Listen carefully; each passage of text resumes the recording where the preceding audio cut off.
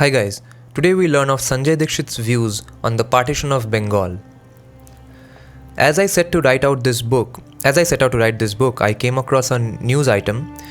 It said that a controversy had broken out in West Bengal over a tweet by the governor of West Bengal describing his relish at sitting at the table on which Lord Curzon had signed the papers that partitioned Bengal in 1905. There was an immediate outrage and the governor went on to delete his tweet. The incident encapsulates the sentiment on the western side of Bengal even today. Curzon, by consensus, partitioned Bengal in 1905 to weaken the Indian National Congress and counter Bengali nationalism, as he did not like even the minimalist petition politics that it indulged in. His famous statement, "The Congress is tottering to its fall and one of my ambitions while in India is to assist in its demise," was certainly made in one of his more expansive moments. The Congress, then led by Surendranath Banerjee in Bengal, and the entire Hindu population staunchly opposed the partition of Bengal. Muslims under the leadership of Nawab Salimullah of Dhaka, on the other hand, welcomed it. East Bengal and Assam, the proposed Muslim majority provinces, suited the interests of the Muslim upper class greatly. They became a majority there and Assam became their playground. Hindus, on the other hand, started the Swadeshi movement. Curzon left soon after he had effected the partition. However, the nationalist movement became so intense that the partition was done in 1911, but not before major mischief was done. In 1906, the Muslim League was formed. The seeds of its formation lay in the Aligarh movement started by Sir Syed Ahmed Khan, who was the first one to quote-unquote the idea of a two-nation theory, and not Savarkar. However, its insistence on Muslims being treated as a separate class based on imagined and false fears and spun-out narratives met a very kind response from the British. Annoyed by the intensity of the Bengali nationalist movement, they thought it fit to sow the seeds of discord in the form of divide and rule.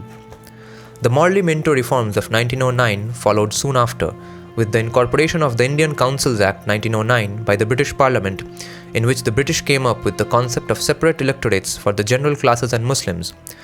The quote-unquote special treatment for Muslims principle thus took root. If we examine the basis of the demand for separate electorates, the arguments given are found to be mostly specious. These are the kind of arguments that have become a staple now.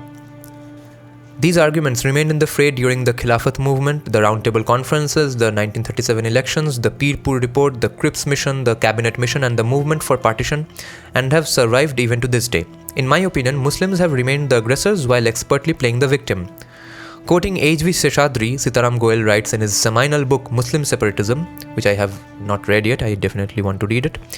Muslim Separatism, Causes and Consequences, 1995, Sitaram Goel writes, quoting H.V. Seshadri, that to start with, we want to take up what we consider to be its most important contribution, namely the unraveling of two behavior patterns, Muslim and national, which collaborated closely for years and precipitated partition in the final round.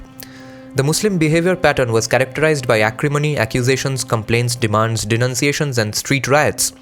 The national behavior pattern, on the other hand, was characterized by acquiescence, assent, cajolery, concessions, cowardice, self-reproach, and surrender. See how that's all relevant even today. This understanding of the Muslim psyche is important for understanding not only the partition but also the present agitations against the Citizenship Amendment Act of 2019 and the nullification of Article 370. As we move ahead in this book, we will find many great Indian thinkers, including Dr. B.R. Ambedkar, who understood this phenomenon and also warned the leadership about it. In 1911, the partition of Bengal was undone. It came with many mischiefs. Assam was given Sylhet, Goalpara and Silchar, erstwhile districts of Bengal. Odisha and Bihar were separated and Bengal became one province again. It is often speculated that the undoing of the partition of Bengal had less to do with the movement against the partition of Bengal and more to do with pragmatic considerations. The Congress had suspended the movement as soon as John Morley was appointed the Secretary of State for Indian Affairs in 1905, and the movement was carried on by the youth and Bengali Bhadralok. In 1911, the British shifted the capital of India to Delhi. It is a fair bet that the reunification of Bengal was a quid pro quo to the Bengalis for depriving them of their prized possession of being the capital of India. Bengal lost its preeminence in the national movement, as the main focus of the national movement hereafter shifted to Bombay and Delhi. The representation of Indians in the councils increased numerically up to the provincial level, but the poison seed had been sown in the form of separate electorates.